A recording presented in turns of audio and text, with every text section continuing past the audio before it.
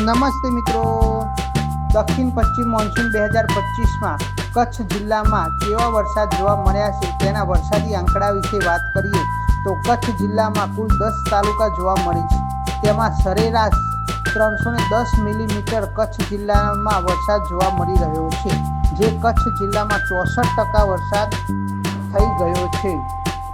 કચ્છ જિલ્લાની અંદર અબડાસા તાલુકામાં વાત કરીએ તો અબડાસા તાલુકામાં 164 મિલીમીટર અત્યાર સુધીમાં 36% વરસાદ થઈ ગયો છે.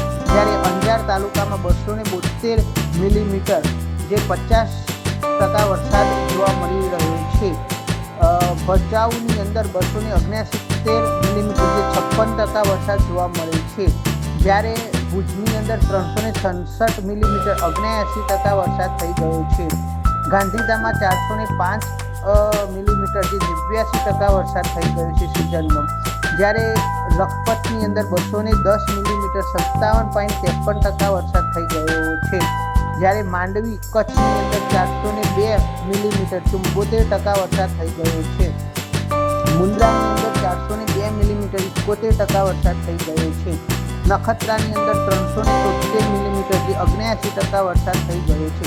રાપરની અંદર પણ 261 મિલીમીટર જે 50% વરસાદ થઈ ગયો છે. સૌથી ઓછો વરસાદ કચ્છ જિલ્લાની અંદર અબડાસામાં જોવા મળી રહ્યો છે.